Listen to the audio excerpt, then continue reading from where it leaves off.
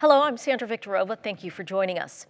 Florida's real estate market is changing. Realtors say it is no longer a seller's market, and that's making things extra difficult for anyone trying to sell a condo. Homeowners who can no longer afford their condos are causing a surge on the market, which is at its highest rate since the pandemic. Some of the cost concerns come from Florida's stricter condo rules. Now, state lawmakers are looking at new regulations again to offer some relief. There are plenty of selling points to Carrie Irving's North Fort Myers condo, a relaxing pool right next to the Caloosahatchee and just minutes from downtown Fort Myers. We also have dolphins that come up and down this river along the boardwalk. But Irving knows finding a buyer won't be easy. It's been on the market since last year. He reluctantly dropped the price by $15,000 to $195,000. The market's just tough here, and one reason they're not selling is they haven't done a lot of repairs on the outside. His condo association hasn't completed repairs left by Hurricane Ian. If you walk around, you'll see that for 2.5 years. So it's a terrible selling point to come in here and see this. And I'm not happy at all about it. Irving says he's selling because his friends have left and he wants more time with grandkids up north. While hurricanes don't factor in his decision, he suspects Southwest Florida's recent storms will make it harder to find a buyer.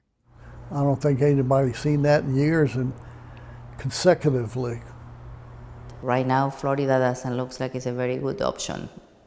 Silvana Fissel in Fort Myers says she's selling because higher insurance rates and higher condo fees are hard to keep up with. 8 years ago, she paid about $400 in condo fees here. That amount has more than doubled, and she could face even higher fees at her other condo. I'm afraid that they will also go to close to the 1,000. So Fissel says her fees went up because her association wasn't collecting enough reserves as required by Florida's new condo rules. She regrets not putting her condos on the market earlier when prices were higher, and she wasn't competing with other condo units for sale in her own neighborhood. So I wish we could do that in that time, but now it's too late. According to Zillow, condo inventory in Naples is up 25% compared to 5 years ago. Cape Coral's inventory is up 51%, and Punta Gorda increased by 119%. That's more than 1,000 condo units on the market in the Punta Gorda metro area. Kara Ng, a senior economist with Zillow, says more inventory is good news for home hunters. Condo prices are falling in Southwest Florida, but part of the fall in prices is the recalibration of supply and demand. During the pandemic, remote work and the desire for sunshine drove mass migration to Florida. Builders stepped in to take advantage of the surge in demand, and this helped increase the number of homes available for sale. This strong building activity contributed to making many metros within Florida rank as some of the strongest buyers markets within the U.S. It's a great time to be a buyer. Buyers are in the driver's seat in the negotiations, and condos right now are selling, on average, 4 to 5% under their list price. So buyers are winning in the negotiations, and on average this year, condos have been selling 10 to 11% less than what they originally started at. So, over time, buyers are going to have a lot of baked-in equity if they buy now and they hang on to what they purchased.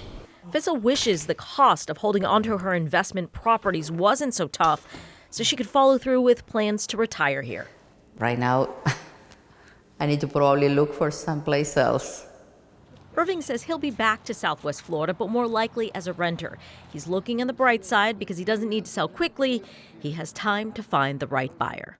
It is a good starter home for a family, a small family.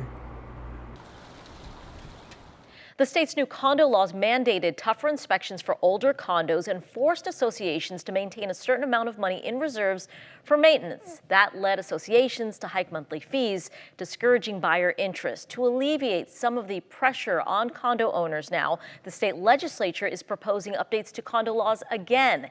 Here to explain is WLRN host and senior economics reporter Tom Hudson. Welcome, Tom. Great to be back with you. Thanks for the invitation. So it seems like every few days, Tom, I see headlines, even in national media, saying Florida's condo crisis. Are we in a condo crisis? Well, it depends upon location and perspective. The condominium market here in Florida, no doubt, is experiencing an increase in units for sale. So there's more supply of units for sale, and median prices of closed sales have been falling. So is it a crisis? Well, listen, I mean, if you bought your condo 10, 15, 20 years ago, you're still up money. If you bought your condo in the last 5 years, maybe not so much. If you're facing a condominium with big special assessments or an increase in higher fees and are trying to find a buyer while your neighbors are also trying to find buyers, yeah, that could be a crisis, but it really is location and perspective unique. So, Tom, how do state lawmakers propose to change the current condo rules again and improve the situation for condo owners? Yeah, the lawmakers want to reform their own reforms that they put into place just a few years ago in reaction to the collapse of the Champlain Tower South condominium building in Surfside. The House and Senate on Wednesday this week gave an okay to changes to these reforms, essentially allowing condominium associations more time to get their milestone structural inspections done. Those were supposed to be done at the end of last year. They want to give another year for those inspections to be done.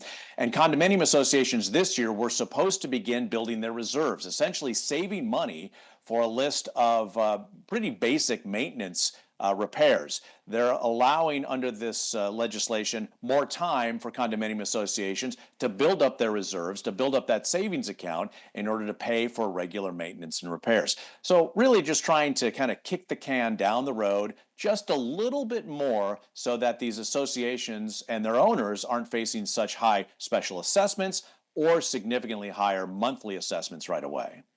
Could there be a bright side to this surplus, to the falling prices as far as our affordable housing crisis? There is the bright side that condominium prices are going down if you are a buyer, certainly. But that comes with a couple of caveats to note that buyers need to be aware that they could be buying in a building that is undergoing a structural inspection and may not have financial reserves to pay for regular repairs and could be facing a special assessment or could be facing higher monthly assessments. While we do have a lot more condominiums on the market looking for buyers here, and prices for those vintage condominiums that are 30 years old or older, are moving down, we are not seeing anything like we saw during the Great Recession. Yes, we are at multi-year highs of the number of condominiums for sale, even in Southwest Florida, but we're not seeing the kind of numbers that we saw during the worst of the Great Recession. Tom Hudson, we always appreciate your reporting. Thank you. Thank you. Thanks for watching. We've got more great content for you, from news to the arts to the environment. So be sure to like and subscribe to WGCU's YouTube channel and follow us on our social media platforms for the stories that matter to you.